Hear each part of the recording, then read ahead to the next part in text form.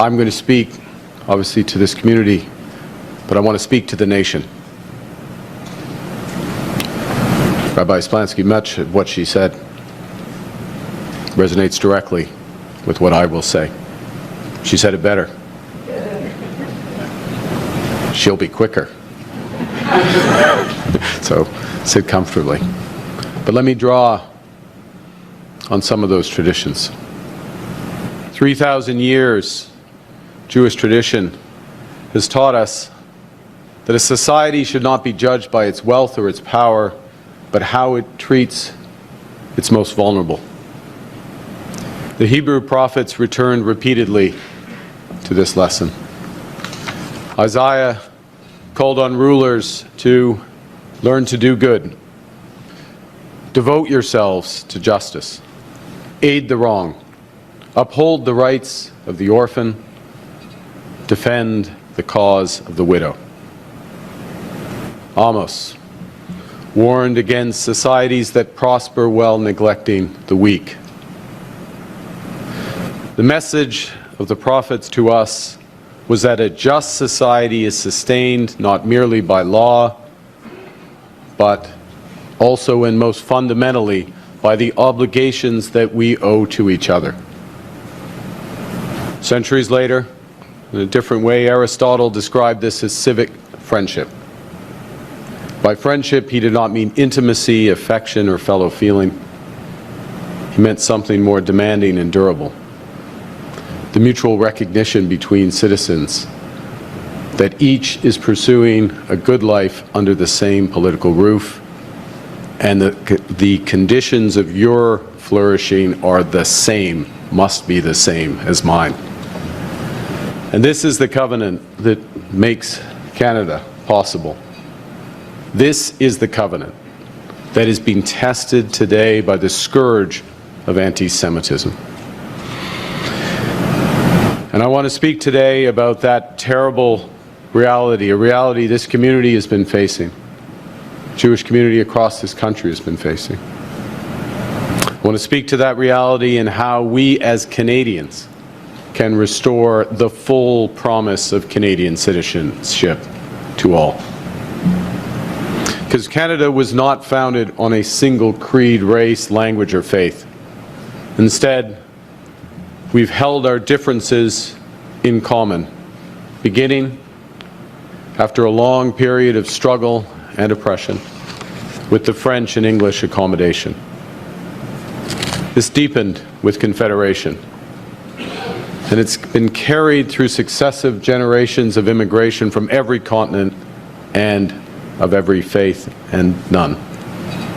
It continues to be traveled in the long journey of reconciliation with Indigenous peoples, the original stewards of this land.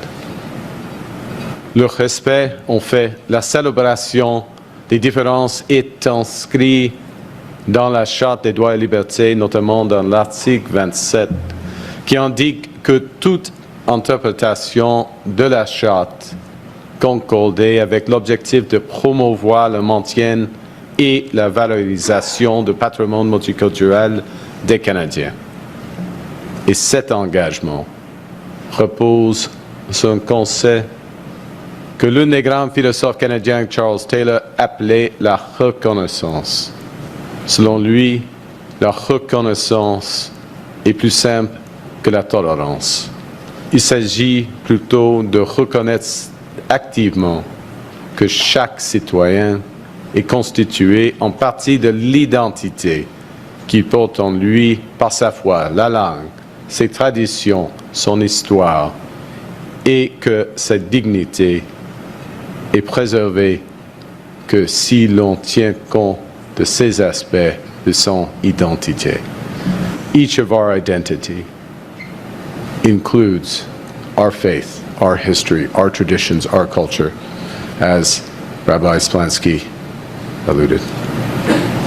We have to hold those at the core, because to be recognized, to be truly recognized, is to be received as who you are. Pluralism in Canada is not the exception to the framework. Pluralism is the Canadian framework. Our secularism is open.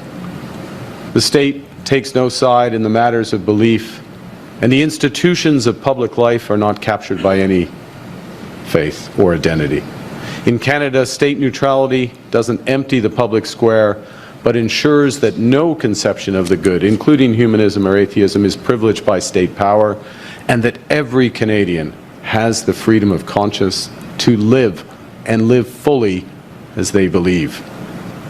And that means the state, government, above the responsibilities we all have as citizens, and we all have responsibilities as citizens, but above all, government has a special responsibility to ensure that no culture, faith, race, gender, or identity is threatened or suppressed. And it goes further than that. It goes to the responsibility of ensuring that everyone can be their whole selves in Canada.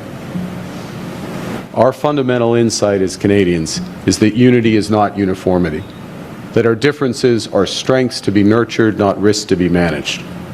And in Canada, faith, language, heritage, tradition aren't concessions to citizenship, they are the expressions of our citizenship.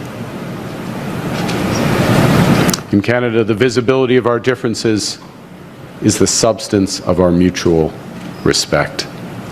This is how we hold ourselves together. Now, I don't pretend that this is always easy. Differences generate friction. Accommodation of competing claims is real work sometimes. We'll always have legitimate debates about where those lines properly fall, but those debates are part of how a pluralistic country sustains itself. And today, in Canada, that nature is being tested as one of our communities is being particularly and brutally targeted. Across our country, anti-Semitism has surged to levels not seen in the post-war period. Last year, over 2/3 of all religion-motivated hate crimes were directed at Jewish Canadians who make up only 1% of the population. I'm afraid this room knows what I'm about to say all too well. You've lived it. But I want everyone to hear it. Anti-Semites in Canada have fired bullets at Jewish schools. They have thrown firebombs at synagogues. They've attacked community centers. They've targeted Jewish-owned businesses, harassed Jewish patients at hospitals, drove Jewish students from common spaces on our university campuses. They have desecrated our Holocaust memorials. Des parents canadiens doivent désormais se demander s'il est prudent d'envoyer leurs enfants dans une école juive. Les Canadiens pratiquants y réfléchissent à 2 fois avant de porter une kippa dans le métro. Et le même fleuve sévit en Europe et aux États-Unis. Il frappe également le Royaume-Uni, où les attentats terroristes de Heaton Park et de Golders Green ont profondément ébranlé les communautés juives. Et en Australie, où, en décembre dernier, 15 personnes ont été assassinées à Bondi Beach lors de la première soirée de Hanukkah. Let me personalize this. Last October, Evan, Solomon, and I, and others, we attended the opening of the Chabad Jewish Center at the University of Ottawa. Remember that? Lovely sunny day. This student center was made possible by the philanthropy of one of Canada's leading entrepreneurs, Harley Finkelstein, who as a student had benefited from the teachings and the friendship, the hospitality of Rabbi Chaim Boyarsky. And the rabbi remains at the heart of Jewish student life at that university. It was a joyous event, otherwise joyous event, but it occurred under heavy police presence, and it was interrupted by angry shouts of some passers-by. Only a few weeks later, I would next see Rabbi Boyarsky on a bitterly cold Sunday afternoon in December, as we lit the first menorah candle at Ottawa City Hall and mourned the victims of Bondi Beach which included his friend and Chabad colleague, Rabbi Eli Schlanger. The pain, the threats, the fears can appear relentless. The horror and shame are global. Our actions must be local. And they start with clearly admitting that Canada's civic compact is failing Jewish Canadians. And they extend to all Canadians, recognizing that if that covenant fails one of our communities, it fails us all. Since being elected a little over a year ago, our government has been acting, first and foremost on the most fundamental responsibility of government, protecting our citizens.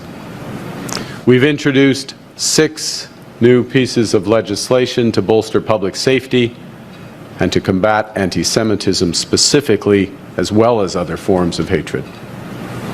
Foremost amongst these 6 bills, Bill C-9, the Combating Hate Act, addresses directly the rise in anti-Semitism, hate-motivated violence, and the targeting of communities. It significantly strengthens the civil code, the criminal code, sorry. It significantly strengthens the criminal code by creating new offenses for intimidation, obstruction at places of worship, schools, community centers, and other institutions used by identifiable communities. Nous avons aussi réaffirmé l'importance de la définition opérationnelle de l'antisémitisme que l'Alliance internationale pour la mémoire de l'Holocauste a formulée et que le Canada a adoptée en 2019 dans le cadre de la stratégie canadienne de lutte contre le racisme.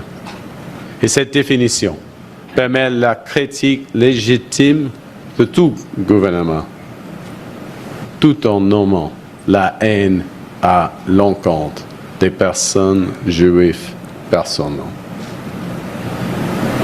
We're advancing our work to confront hate online and violent extremism, including, not limited to, but including through the Canada Centre for Community Engagement and the Prevention of Violence. That centre leads Canada's works on countering radicalization to violence and supports prevention, research, frontline intervention through the Community Resilience Fund. Last year, the government announced more than $36 million for projects to counter violent extremism, including early prevention in schools and communities, and work to understand and to respond to extremist movements online and offline. A few weeks ago, we committed an additional $75 million through the Canada Community Security Program for synagogues, for Jewish day schools, for community centers, and for institutions of every faith community whose safety is at risk. It pains me that we had to commit $75 million to this. Any dollar to this. We're working with provinces, municipalities, and our intelligence and law enforcement agencies to coordinate protection. I would like to take this time to commend Chief Carr, Deputy Commissioner Larkin, Chief Demke, the Toronto Police Service today, and all your efforts for enforcement. Thank you.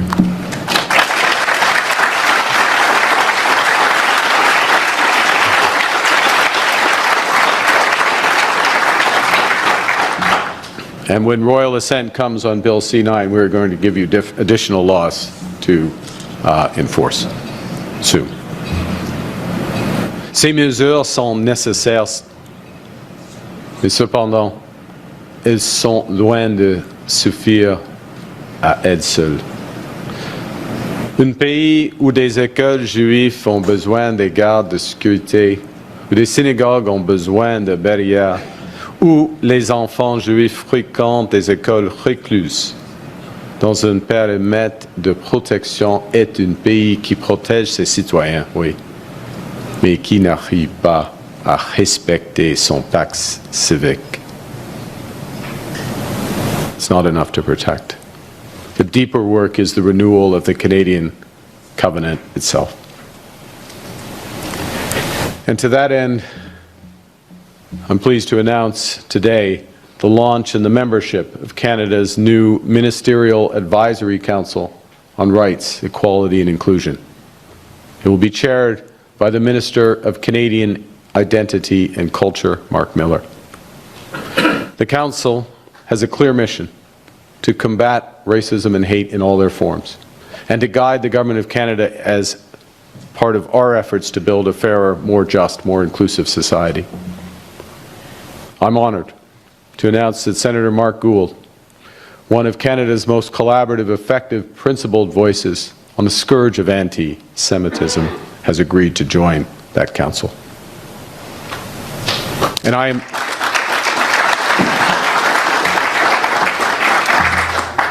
am directing that the first responsibility of that council is to address anti-Semitism from 4 different directions.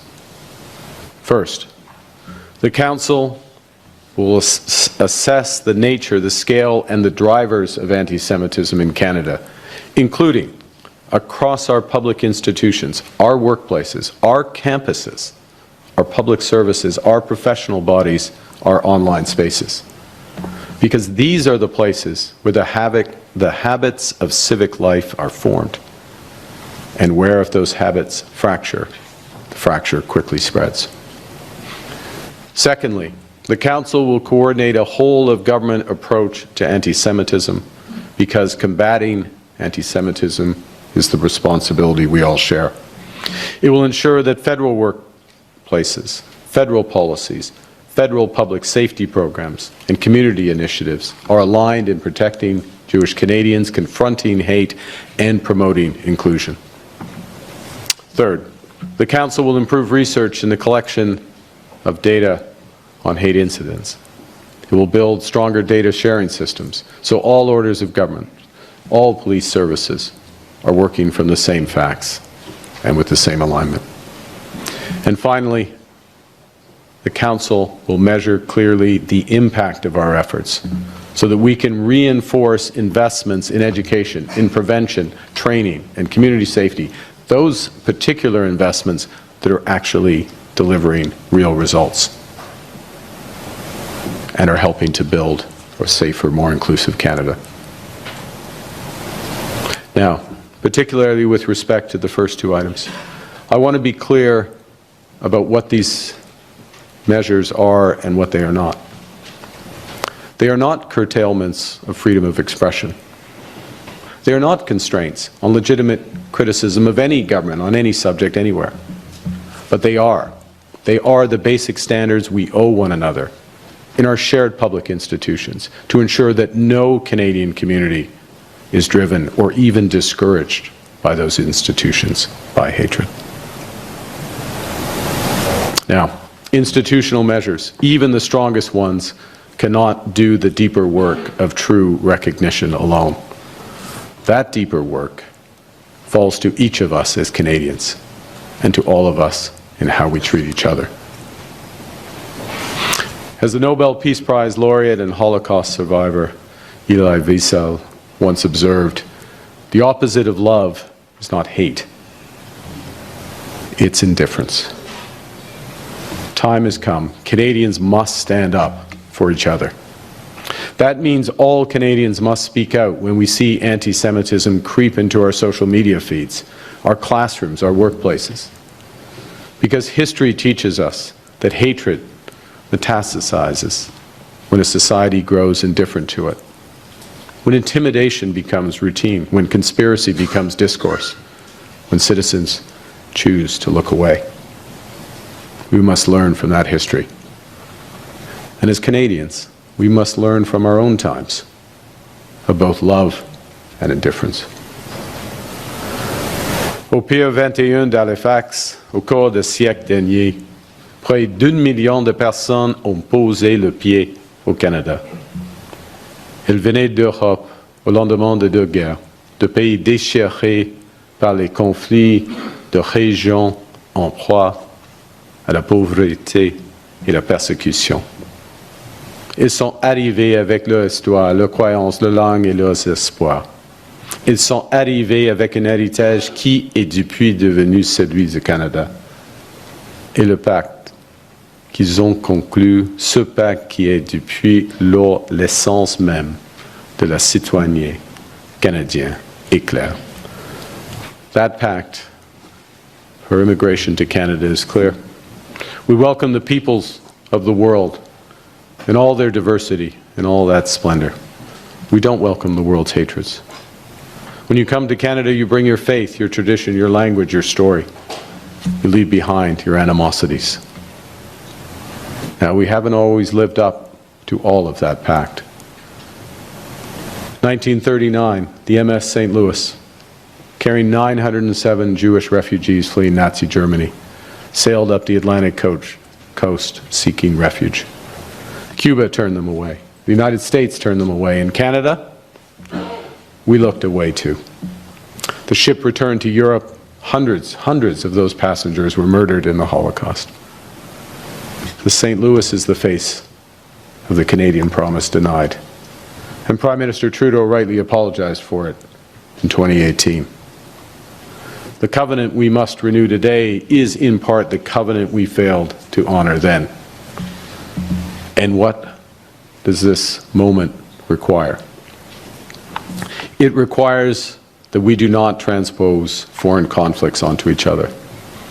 It requires all of us as Canadians to stand up and protect our fellow citizens. It requires all of us to raise our voices in disgust and defiance when we see the ugly face of anti-Semitism. It requires that no Canadian child goes to school being seen as a representative of any foreign state.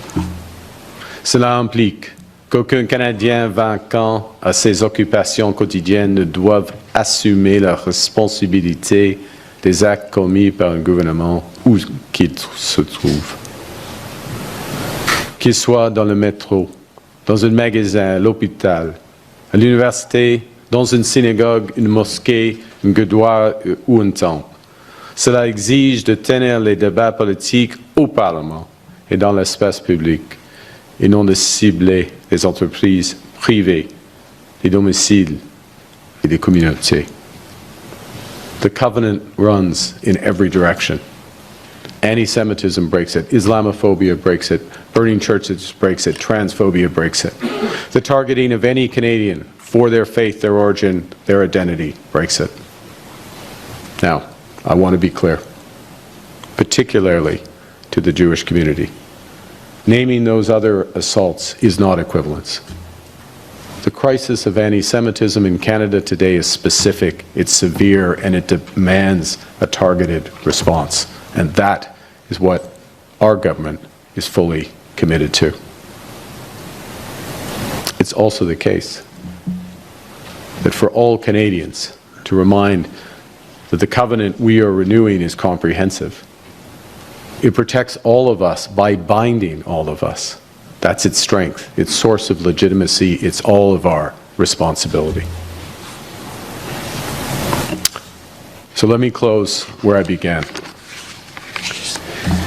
Canada was summoned into being by peoples who learned imperfectly and over time to hold their differences in common. That hasn't always been easy, and we have at times failed. We failed Indigenous peoples. We failed the Acadians and the French settlers. We failed the passengers of the MS St. Louis. Each failure has taught us something about what it means to be the country we aspire to be.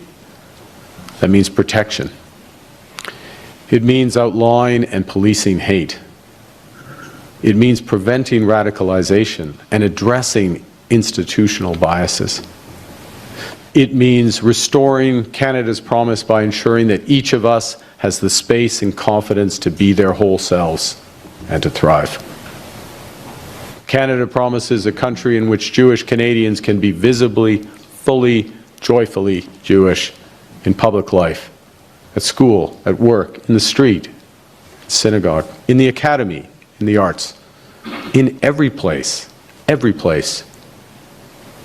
because all of Canada is theirs. Canada promises a country in which Indigenous peoples, Muslim Canadians, Black Canadians, Sikh Canadians, Christian Canadians, queer Canadians, every Canadian can be visibly themselves without fear. Canada promises a country where our differences are nurtured, not managed, where differences are honored, not suppressed, our differences are lived out in common, not pushed to the margins. That's the covenant we're renewing today. That's the covenant that we all, as Canadians, must honor with our actions. Thank you very much for honoring.